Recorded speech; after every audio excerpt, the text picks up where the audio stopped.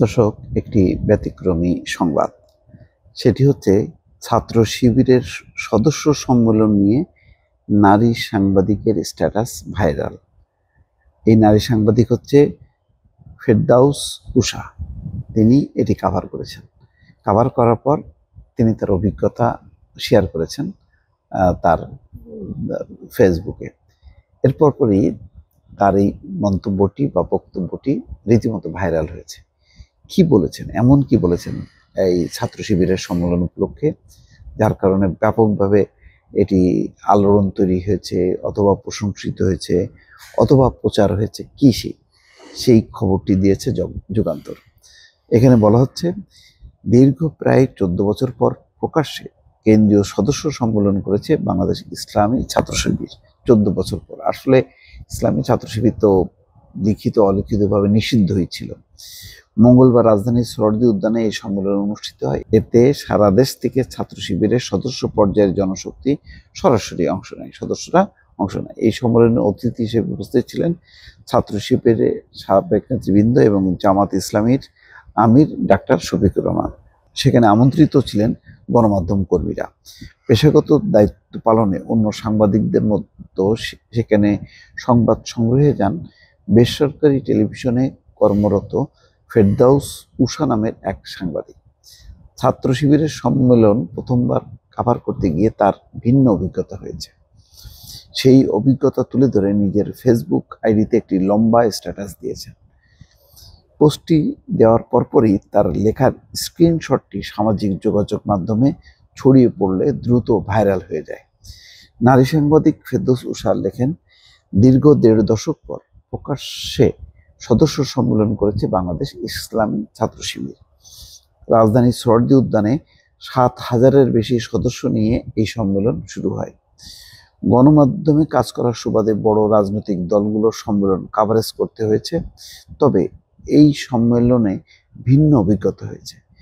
নারী হিসেবে যথেষ্ট সম্মান ও নিরাপত্তা বোধ করেছি। সংগঠনটি বেশ সুশৃঙ্খল। প্রধান অতিথির বক্তব্যের পর কোনো হুড়াহুড়ি ধাক্কাধাক্কি ছিল না।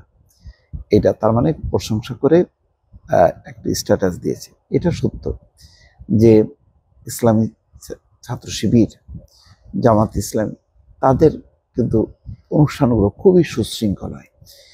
কোনো ধাক্কাধাক্কি নেই, যথেষ্ট পরিমাণ নিরাপত্তা রয়েছে। ফলে কোনো অতিথিরা, মানে দলের বাইরেও যদি কোনো অতিথিরা সেখানে যান বা যারা সেখানে অংশ নেন, প্রত্যেকেই কিন্তু খুবই মর্যাদার সঙ্গে, শৃঙ্খলার সঙ্গে তারা এবং নিরাপত্তার সঙ্গে সেই সব অনুষ্ঠানে অংশ নিতে পারেন।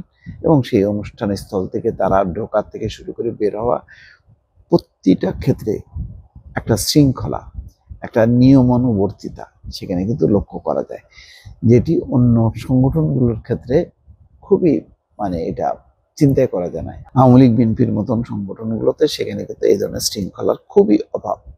কিন্তু জামাত কিন্তু সেই ক্ষেত্রে একেবারেই ব্যতিক্রমী। এখানে বলা হচ্ছে, এদিন সদস্য সম্মেলনে বাংলাদেশ ইসলামী ছাত্র শিবিরের 2025 মেয়াদে কেন্দ্রীয় সভাপতি নির্বাচিত হন জাহিদুল ইসলাম এবং সেক্রেটারি জেনারেল মনোনীত হন নুরুল ইসলাম সাদ্দাম। সারা দেশের শিবির সদস্যরা অনলাইনে ভোট দিয়ে নতুন সভাপতি, সেক্রেটারি, এদের নির্বাচন, এদের সম্মেলন কোনো হুড়াহুড়ি নেই, পাল্টাপাল্টি কোনো ক্লাস নেই। অন্যান্য ক্ষেত্রে দেখা যায় যে স্লোগান নিয়ে, সামনে বসা নিয়ে নানা রকম বিশৃঙ্খল পরিস্থিতি হয়। তারপরে গ্রুপিং তো আছেই, এক পক্ষের অন্য পক্ষের। কিন্তু জামাত বা ছাত্র শিবিরের অনুষ্ঠানে এই ধরনের দৃশ্য কিন্তু কখনোই দেখা যায় না। যার কারণে রাজনৈতিকভাবে কিন্তু তাদের আদর্শ নিয়ে বিতর্ক থাকতে পারে, পছন্দ অপছন্দ থাকতে পারে, কিন্তু তাদের শৃঙ্খলা নিয়ে তাদের যে চমৎকার চেইন অফ কমান্ডটা, এটা খুবই প্রশংসিত। এবং সেটি কিন্তু ওই সাংবাদিক উষার যে স্ট্যাটাস, তার মধ্যে কিন্তু সেটি প্রতিফলিত হয়েছে। কেননা তিনি নিজে অনেকগুলো অনুষ্ঠান কাভার করেন রাজনৈতিক, সেখানে সেই শৃঙ্খলাটা দেখেননি। এখানে দেখেছেন বলেই তিনি প্রশংসা করে একটা স্ট্যাটাস দিয়েছেন, যেটি রীতিমতো ভাইরাল হয়েছে। দর্শক, ভালো থাকবেন। আল্লাহ হাফেজ।